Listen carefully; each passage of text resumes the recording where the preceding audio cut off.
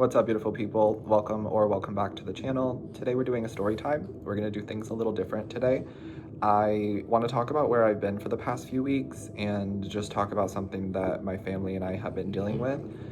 This year has been really difficult for so many of us. The entire year of 2025 has been very hard, very transformational, a lot of obstacles, a lot of challenges, a lot of suffering and pain and darkness.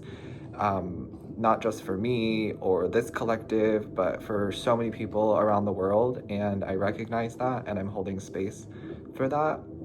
But the past few weeks have been really tough for myself and my family. My youngest sister, Kylie, who was only 17, died on September 27th. And she had epilepsy since she was 18 months old. And she had a seizure that she did not come out of. And my mom found her in her room face down, cold and purple. And she told me that she was trying to wake her up, and she kept telling her baby, it's okay, you're gonna wake up. And I'm sure all of the things that you can imagine that a mother might say or experience when finding her youngest child dead. It was really tough for my family growing up with Kylie because she had epilepsy, like I said, since she was about 18 months old, and no doctors really were able to help her or wanted to help her. Most doctors just threw a lot of medicines at her, and then they would just continue to up the dosage or change the medicine or add more medicines, and none of them ever really seemed to care or to want to help Kylie. A lot of people would just say that it was a behavioral issue, or as my uncle, who is a pastor, would say, she was possessed by a demon. Yeah, this is why we don't talk to a lot of the parts of my family. That's why we don't talk to a lot of people in my family.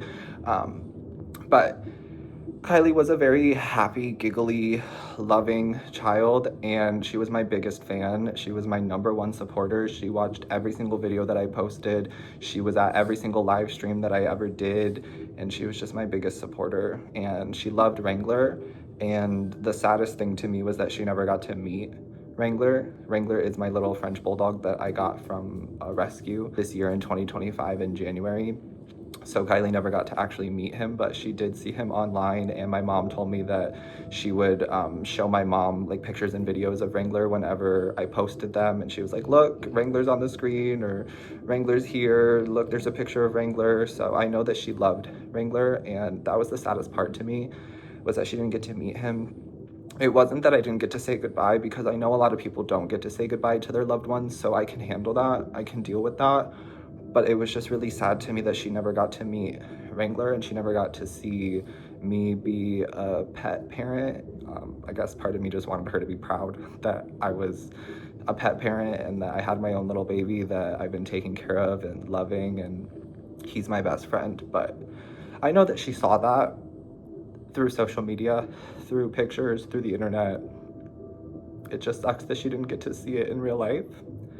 So I found out that Kylie had died on Saturday, September 27th, literally like an hour after I posted my last YouTube video on this channel. My mom called me, and my mom was like crying, as you can imagine and understand. She was crying, and whenever I can like sense that tone from my family, I end up becoming very peaceful and very calm, almost as if like I'm the one who kind of has to hold it together. I've kind of always been like the glue and the peacekeeper, not only for my family, but for many people and many connections in my life. And so when I heard my mom's voice and I could tell the tone was distraught, I immediately jumped into that like peace, calm energy. And my mom told me that Kylie died, and I didn't believe her at first, which I think is also understandable, because when I was trying to tell people about this, once I found out, a lot of them didn't believe it either.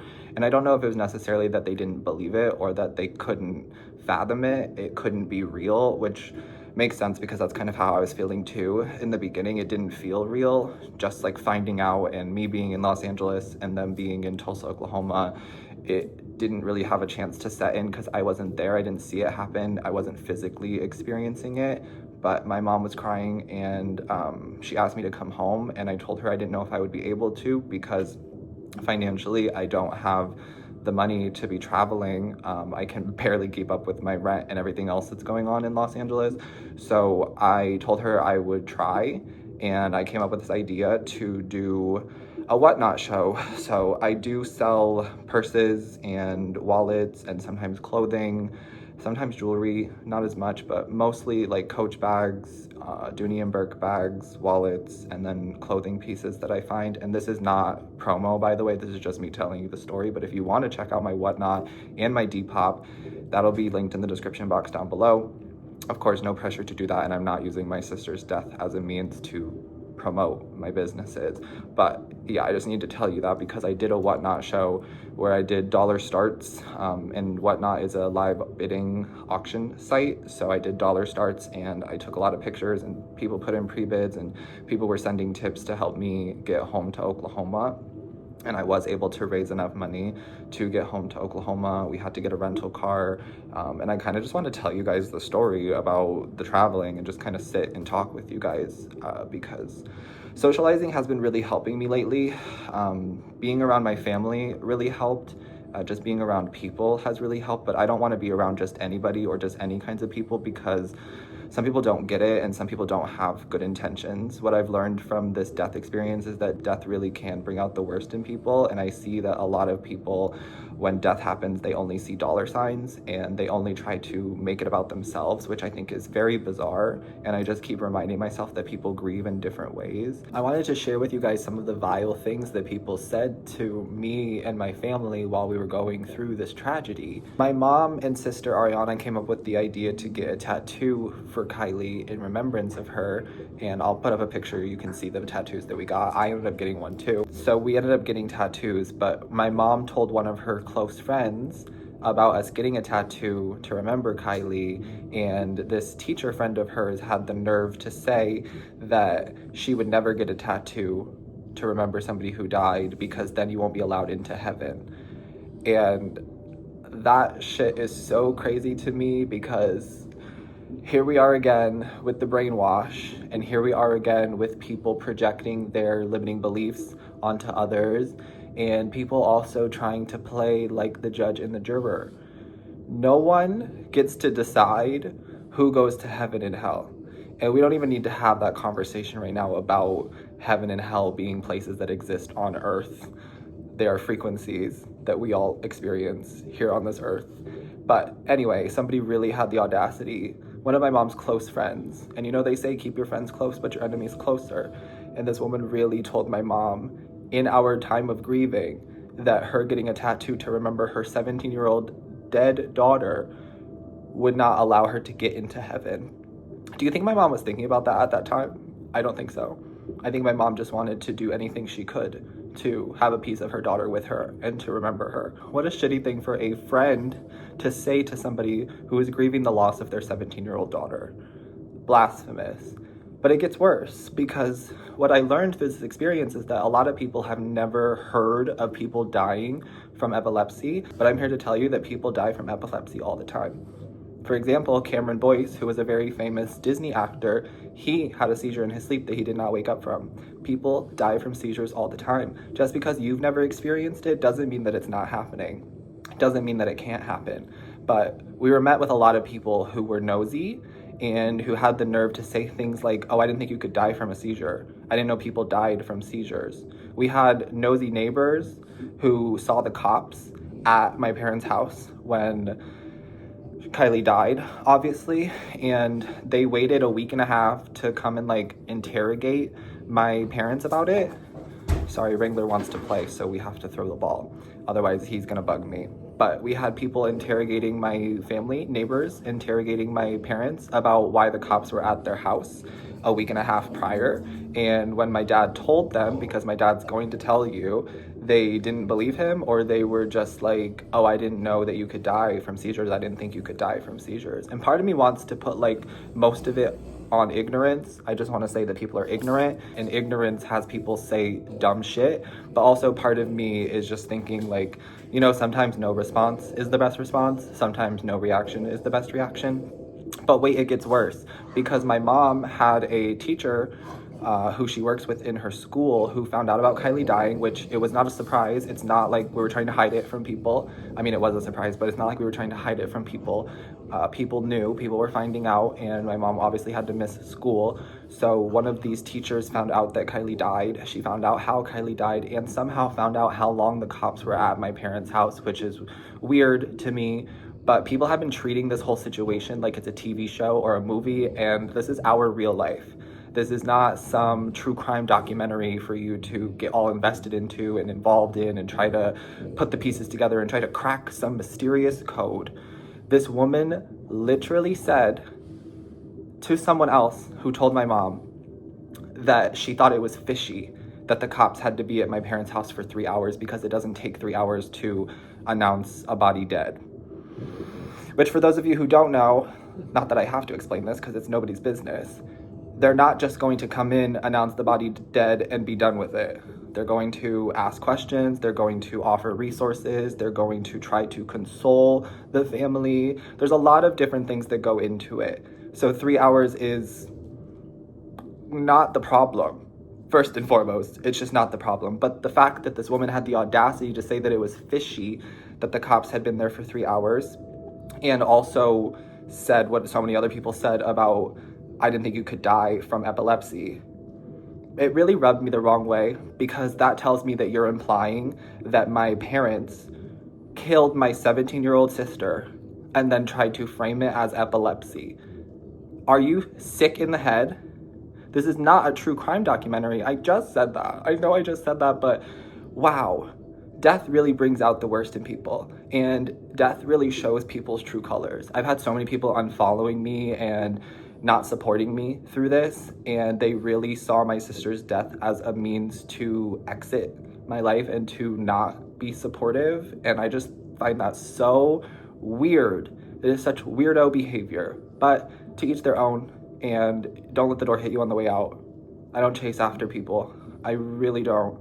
And the people who get it, and the people who love me will love me through it and support me through it, no matter what. I just needed to share some of the audacity that people had. And part of me also thinks that death can be really confusing and scary for people, so they don't know what to say or how to say things. And part of me is also tired of giving everybody the benefit of the doubt. Like I said, sometimes the best response is no response. Sometimes the best reaction is no reaction. If you don't have anything nice to say, don't say anything at all. If you don't know what to say, don't say anything at all. But the audacity to imply or insinuate that my family, my parents, killed their 17-year-old daughter and are trying to pin it as epilepsy is stupid, and it is disgusting. And I pray you get the karma that you deserve. That's it. I just needed to tell you guys about some of the audacity of these people. It was disgusting. But there was also so much love and so much support that has poured in at the same time. And I'm choosing to focus on the love and support and the positive memories of Kylie, rather than these disgusting, vile people who don't know how to keep their mouth closed and mind the business that pays them. But yeah, let's talk about the trip. So I found out on Saturday, and then the very next day on Sunday, I did that Whatnot show, and then I had a friend come over to help me package orders. We had so many orders to package and to send out, and then on Monday, I had personal readings that were already on the books. Thankfully, some people were cool with us just like rescheduling or not doing the session, and I thought that was really beautiful and amazing. But then I did have some like pre-recorded sessions that I had on the books, and I thought that it would be good for me to just get them done because I was already going to still be in LA on that Monday, and I needed some sort of like healthy distraction, and work is that for me. Readings, connecting to spirit is that for me in so many ways. And so I took all of the orders to the post office on the Monday, and I did those pre-recorded readings, and then I packed everything up that night. And then Tuesday, the very next day, I got a rental car, and I had to pay $855 for a rental car just for 2 days. I was returning it in Tulsa, and I wouldn't need a rental car when I'm in Tulsa because my family has cars, and I didn't need to have my own car at that time. So it was only for 2 days, but they had a $500 deposit because rental car places don't take a bank card, they want a credit card. So it was a $500 deposit plus the fee for the rental and the protection and the insurance, and so it came to $855, which which is absolutely insane. Absolutely insane. But I had to do it, and thankfully I had raised the money to do it. So Wrangler and I went on a 21-hour road trip that I broke into 2 days. Now, thankfully, I've done this road trip many times. I don't have a car right now. I sold my car last July, but I've done this road trip many times, so I can do it with my eyes closed. Thankfully, I didn't, and I won't ever, but I know how to break it up. So Albuquerque, New Mexico is usually my stopping point. It won't be anymore if I do this trip again, and I'll talk about that more later on in the story, but Albuquerque, New Mexico was the stopping point, and it's about 11 hours both ways from LA to New Mexico and Tulsa to Albuquerque, New Mexico. So I drove the 11, 12 hours with Wrangler, and Wrangler was amazing in the car. So good, so calm, so peaceful, such a blessing. We stopped multiple times too, which I think it was nice having him because I was able to stop more. When it's just me, I will like push myself because I'm like, I want to get there as soon as possible so that I can get into a hotel room and I can sleep, or so that I can get to my parents' house and I can just like chill and be off the road. But having Wrangler really like encouraged me to stop, take my time, and pull over, and also like stop at rest stops and use the bathroom and all of those things. But he was so amazing. And then the next day, so Wednesday, I was leaving from Albuquerque, New Mexico, and then heading to Tulsa. And it was such an easy trip there because I think Kylie was really trying to make sure that I got there in one piece and that everything was okay. And about 2 hours left in our trip, we were almost to Tulsa, and Wrangler had to poop. Oh my God, disclaimer, if you're eating, stop eating for a second, because we got stuck in roadwork construction, and I had already taken Wrangler to the bathroom like 4 or 5 times during the day. He just didn't have to poop. And I was trying everything I could, and we were actually about to stop very soon, but like I said, we were stuck in roadwork and construction, and we couldn't get out of it. There was no way for us to like pull over and like get out. So I was telling him he had to hold it, but he couldn't hold it, and he like climbed up on the side of the door up against the window, and he just like Hershey squirt chocolate shit. It was like, I'm so sorry, but we have to laugh about it, right? Because if we're not laughing, we're crying, and laughter heals the soul.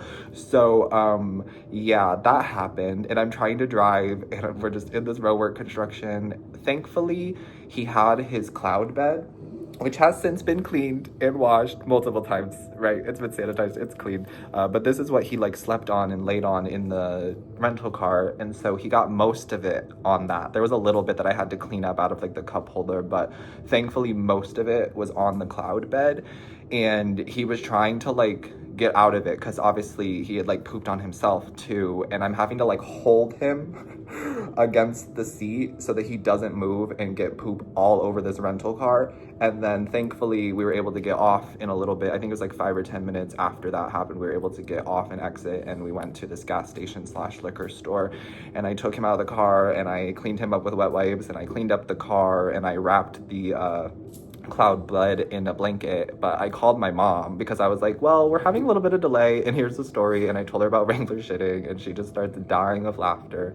And I think that that's partially why it needed to happen, because it was funny, and I wasn't upset with him. I understand his tummy didn't feel good and he needed to go, so I get it. But it was just like, man, we were having such a good trip. Everything was going so easily. We were almost home to my family, and then he just had to shit himself.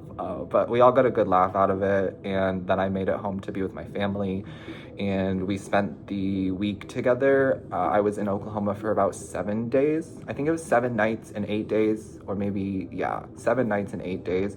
And we did a lot of the preparing for Kylie's viewing and the funeral, and getting her a dress for the funeral, and getting together a slideshow and an obituary for the funeral, but also just kind of like spending time together with my family, which was really nice, but really weird at the same time. But yeah, and Wrangler got to meet his grandparents, and his grandpa loved him. In fact, his grandpa sent him home with like 8 new toys, because my family has 2 boxers, Tyson and Evander, or Pudge, and they had so many toys that Wrangler was just playing with, and my parents said that their dogs don't play with a bunch of those toys, so it was fine to send him back with some, and Wrangler loves it. Now my apartment is covered in toys, and anytime I clean them up and put them back in his little toy bin, he feels the need to get them all out and make a mess again, which is fine. We love him, and he loves playing.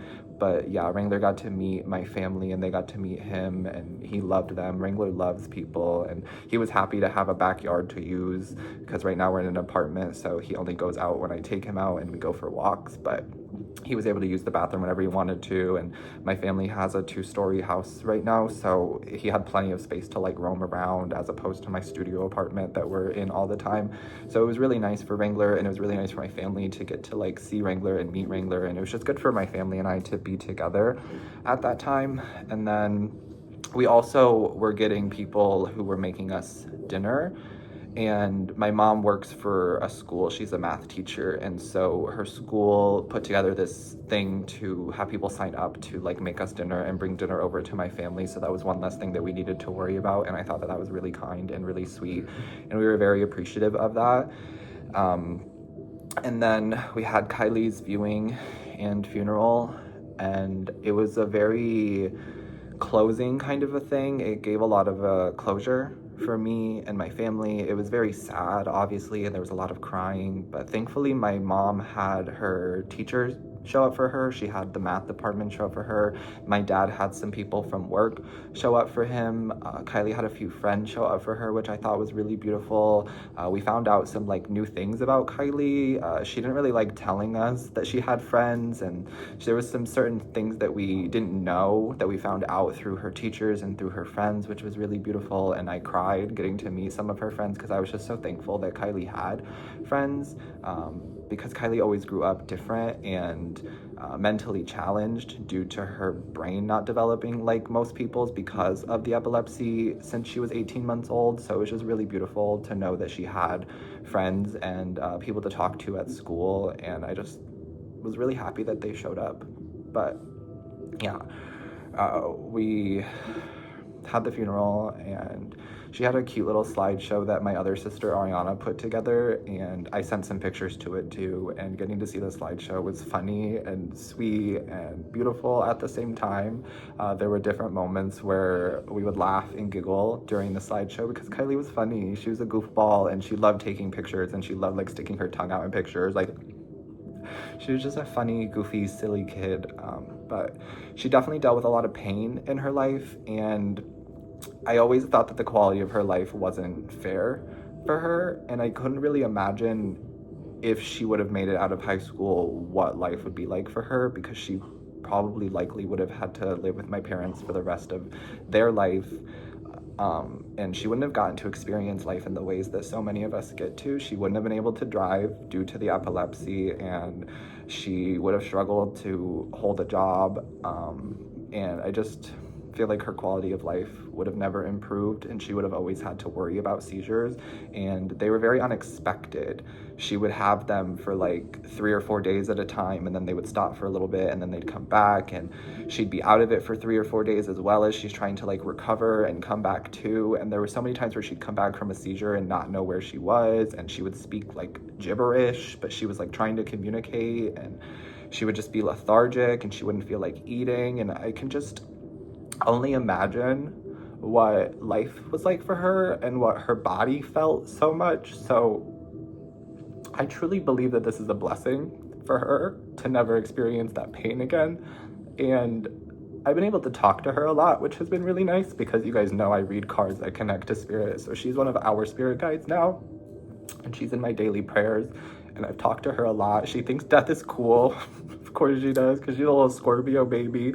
Her golden birthday was coming up, which I think is really sad too, but her golden birthday was going to be November 18th. So if you guys will remember that date, November 18th, and keep us in your thoughts, please. I'd really appreciate that. But yeah, her birthday was November 18th, 2007.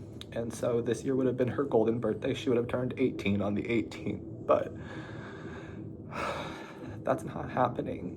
she thinks that death is cool though. That's what she's told me. She's playing and having fun and she's free now, and we gave her dying wish so she doesn't have any unfinished business here, which if you guys don't know, there are a lot of spirits that end up getting like stuck or trapped because they have unfinished business here on this earth.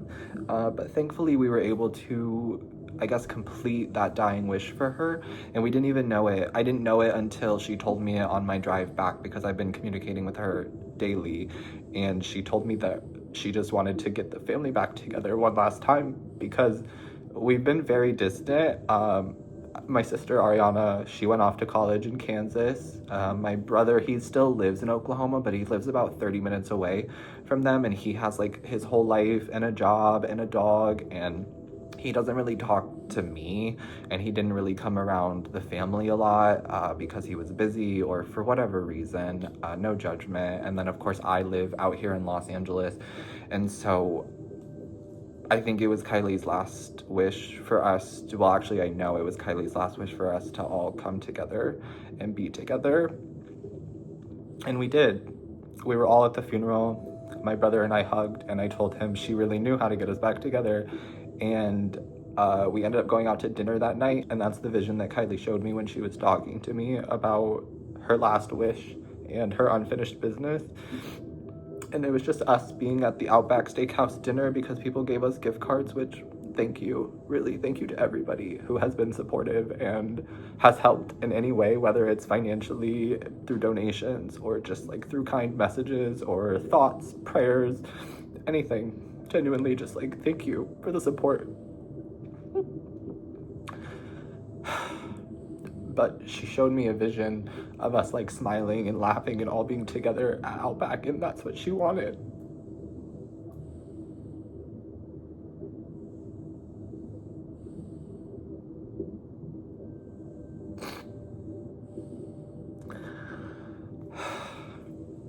And so I'm just really grateful we were able to do that for her and with her. And then I ended up trying to leave on a Thursday, I think. I can't keep the dates straight. I barely even know what day it is today. Life has been so chaotic this year that I have no idea what day it is, and time is a man-made construct anyway, so I can't be bothered. But I think it was a Thursday, and I had tried to get a rental car from Avis, but all of the rental cars were sold out, and all of the rental cars in LA when I was trying to leave were sold out too. I had to go through Hertz in a hotel, and I got lucky. And I was like, what are you guys doing? Why does everybody need a rental car at the end of September and then like the beginning of October? What is going on? What are you guys traveling for? What's happening?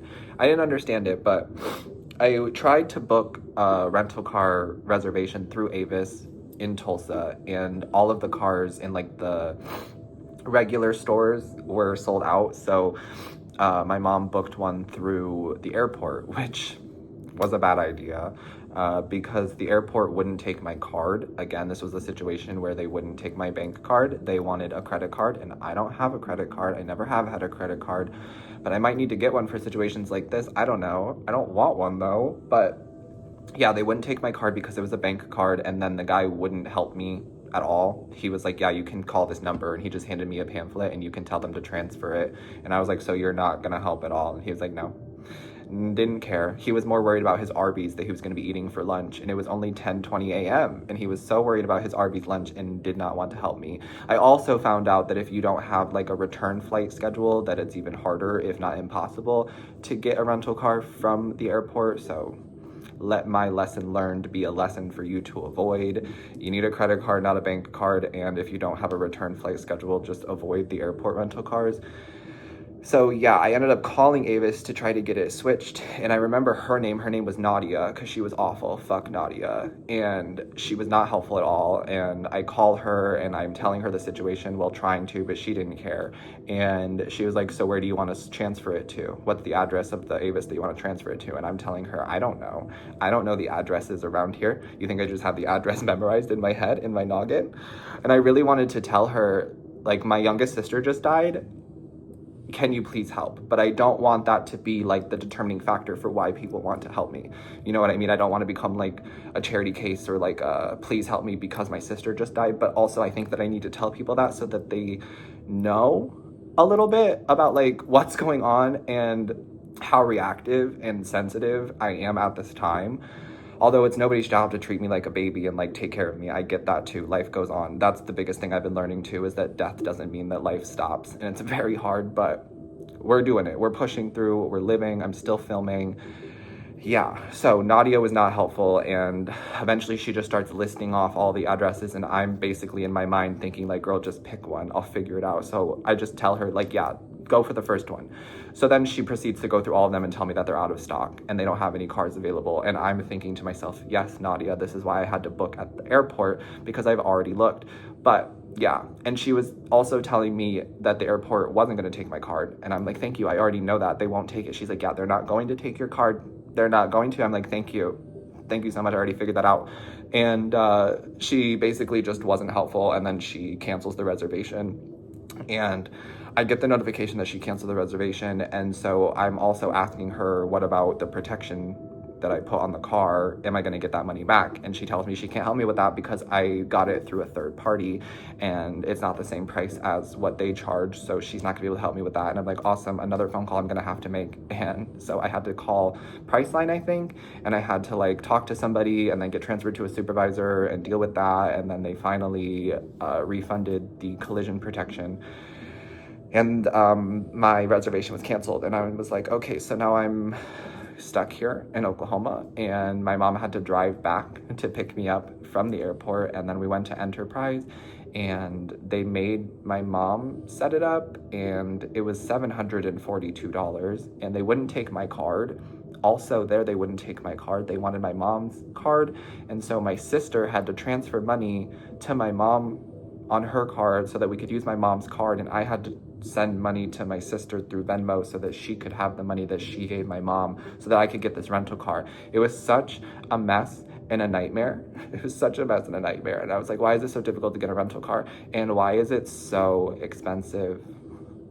$855 on the way here for 2 days and $742 for the way back for 2 days. Blew my mind. And I get that it's because the deposits are crazy. Like the first one was a $500 deposit, the Enterprise one was a $300 deposit, but it's just so insane to me in this economy. That's enough said. In this economy.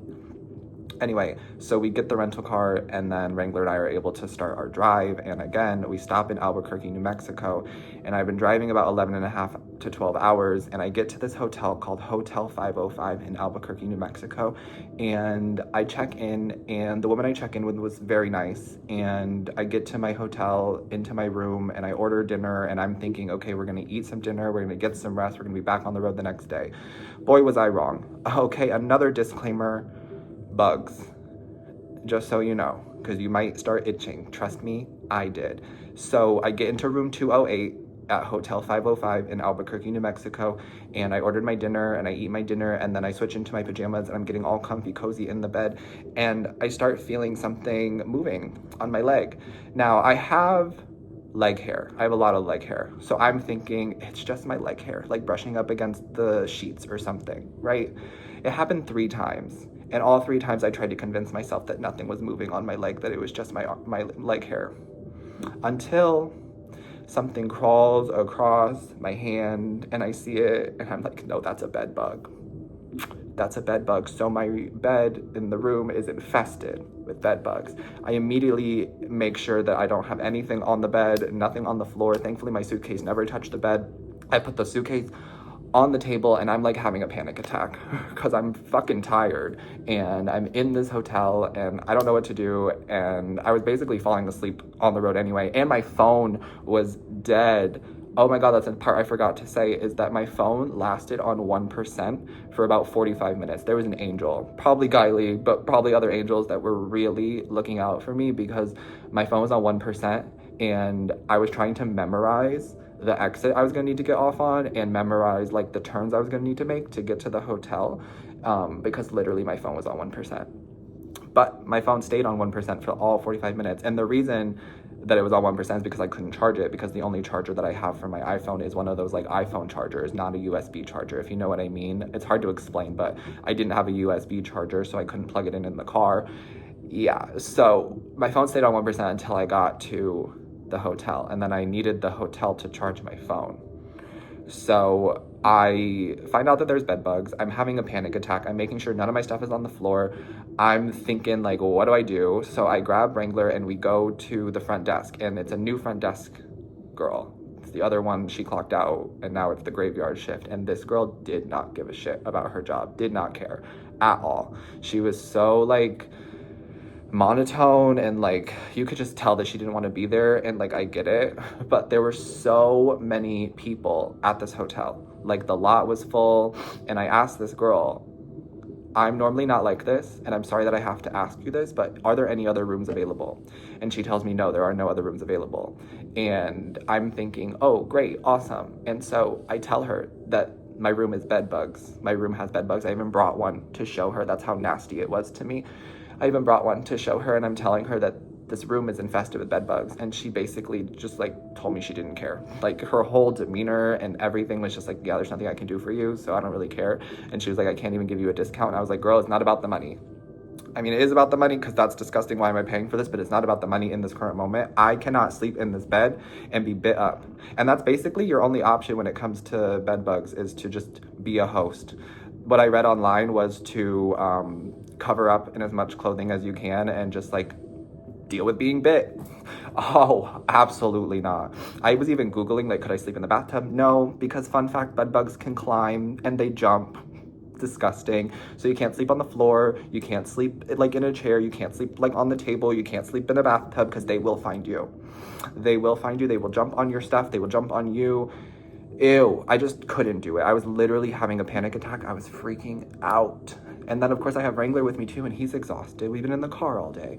And so I let him like rest, and I got down around Wrangler while he was resting, and I told those bed bugs that they were not coming with us and that they were going to leave my dog alone. I turned like real witchy for a second, and I hecked those motherfuckers because I was like, this is disgusting. You're not coming home with us, and you're not touching my dog. Like I was so adamant. I was so disgusted. So I had to use the room to charge my phone up, and once my phone got to like 91, 92, I was like, we're out of here, we're done. And I go to the front desk, and of course the front desk girl is not there. So I call the front desk, and I also send email because I saw one of the business cards for Hotel 505 in Albuquerque, New Mexico, and I emailed them, which I never heard back from. And I didn't ask for anything in the email. I wasn't being mean in the email either. I was just giving them information that room 208 is infested with bed bugs, and I was staying there. I had checked in, but I needed to check out early because I didn't want to be bit up by bed bugs. I needed you to know. I never received an email back. So this tells me that they know that their rooms are infested with bed bugs, and they don't care.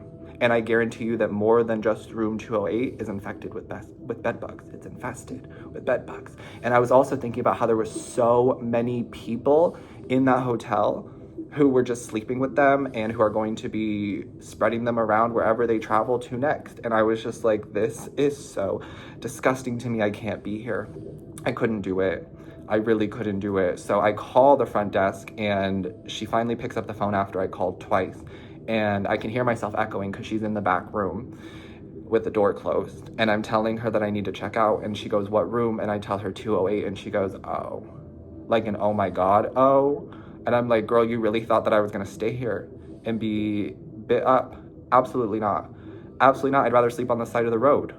And so I finally check out, and I get Wrangler in the car, and I changed out of all of my clothes and put all of the clothes that I had on while I was in that bed in a plastic bag away from everything.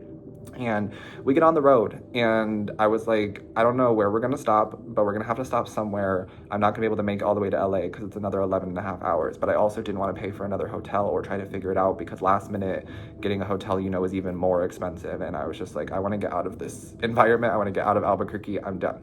So I drove about like maybe another hour and a half, and I found this travel center stop, and there were other people sleeping in their cars. So I pulled over, and I parked, and I put the little seat down. I grabbed a blanket. Wrangler slept next to me, and we took about an hour and a half nap. I know I got there around 4 a.m. and I know that I left around 6 a.m. But I also had to take Wrangler out to the potty in the morning and like get ready. So I don't know how long I slept, but it wasn't very long. And then I went to Starbucks. I got a coffee early in the morning, and that coffee ended up helping, and we were able to make it to LA that night around like 4 4 or 5 p.m. and I had the rental car until Saturday. So I made it on Friday night and I had the rental car until Saturday morning. I was gonna try to return the rental car back to Enterprise on Friday night, but LA traffic is crazy, especially on a Friday night, and Enterprise closed at 6 and I needed to unpack and just like relax. So I was like, whatever, I'll just keep the rental car. But I don't have a parking spot, and parking in downtown is insane and people get towed and ticketed all the time. So thankfully, my apartment building does have 3 guest parking spaces that are first come first serve after 6 p.m. So I was able to like unpack things from the car, get Wrangler situated. I went and vacuumed the rental car too to get all like the dog hair out and like wipe things down to make sure that there was no remnants of a dog being there. And I got dinner from Panda Express, and then I came back home and there was a spot and I was able to park in that spot overnight, and then the next morning I got up and took the car back to Enterprise. And that was the story, that was the journey. And so I've been back for about a week now, literally a week now. Today is Friday when I'm filming this, so I've been back a week now, and I've been having a really hard time with figuring out what to post and how to post and when to post. And I also have stuff in my camera roll that I filmed back in September that I just never uploaded, and part of me feels like maybe I should just post it and whatever, but then also part of me is like maybe I should just delete it and start over. And also God has been really calling me to focus a lot more energy into my Whatnot and Depop businesses and my reselling business, because I don't know, that's just what I'm feeling really called to right now. The Whatnot community has been amazing. I've been meeting some incredible people and forming some amazing bonds and friendships with people over there. And I also really love fashion, and I love purses and wallets and dressing up, and like, I don't know, the dopamine that comes with getting like a new bag and loving a new piece of clothing. I don't know how to explain it, but I've been really loving that and enjoying that over there. And so God has been calling me to do that. But of course, I still do readings. I just had a personal reading with a client earlier today. And I will be opening up my personal reading website again. Right now, everything looks like it's booked off because it is, just because I needed some time to like, I don't know, process things and like be without the pressure of like working and like being there for others during this time. But obviously, like I said, life goes on, so I'm gonna have to get back on that horse again, or just never. But I do want to continue to do readings, so I will be opening up my website again starting next week. I think I'm going to get back into doing readings next week. I probably will only do like a few days a week just to give myself a little bit of grace and take my time getting back into things, but I will open up readings again. And I'm also going to drop the prices. So the price that everything was during the discount, if you guys didn't know, I was running a discount during my birthday month of September of 29% off. And it was an automatic discount at checkout. You didn't even have to use a code. I'm just going to change my prices to those discounted prices for the rest of the year. I know that the economy is the way that it is. I know that things are difficult for so many people. So there's never any pressure to buy a bag from me, to buy a reading from me, to support me financially in any way. I totally get it, and I totally understand you just being here, listening to me, supporting me, loving me, hitting the like button, subscribing. It really means a lot to me. But yeah, I guess that's just kind of where things have been. And I just wanted to let you know that I am going to be opening up readings again, and I'm going to be dropping the price down to whatever the discounted price was for the rest of the year. And that was my story time. We love Kylie. That's her thing, is that she doesn't want us to forget her. She wants us to remember her. And I know that some people will forget about the situation and move on because it didn't directly affect them. They don't have a connection to Kylie or me, but that is my baby sister, and I will love her always. And she is now a part of my daily prayers, and she is a spirit guide for me. So she is a spirit guide for so many of you as well. And I think that that's something that's really beautiful too. When I posted about her dying on Instagram, because Instagram and Whatnot have been the most supportive for me. No shade or offense to any of the other people on other platforms, but Instagram and Whatnot have really been the most supportive for me, and loving and caring, and I go where I feel loved and supported. So yeah, when I posted about her on Instagram, it had like almost 90,000 views, and then my stories that I was posting about her had like 9 to 10,000 views. And it's not about the view count or the numbers, it's about the people that were able to connect with her and me in that time. So I know that she is now a spirit guide for so many people, as well as myself. And in my personal session today, when I was talking to my client after our reading about Kylie and about that same thing I just told you guys about her connecting to so many people through her passing, she was just saying that I trained her, because I told you guys that Kylie was my #1 fan. She was there for every live stream. She watched every single video. She liked every post that I ever put out. She saw all of it. She had my notifications turned on. She was my biggest fan. And that means she saw everything. And in a way, I did train her spiritually. And so now she's able to just play and be free and be a spirit guide for so many of us. And I think that that is beautiful. And so that is where I'm going to leave this story time. I really, really appreciate you guys for still being here and for sticking around. And hopefully this gives you an explanation on where I've been and what I'm going through. I, of course, will still be posting on all of my platforms.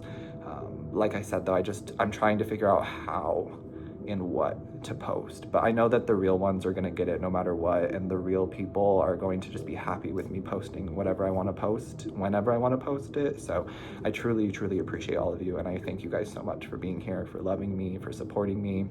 If you would click that like button for me and subscribe to the channel if you haven't already, I'd really appreciate that. Check out the description box for my whatnot, for my Depop, for my website, for anything else you might need from me. And that's it for today's video. Thanks so much for being here again. I'm sending you so much love. Take care of yourself, stay hydrated, and I will see you next time. Peace. You are loved.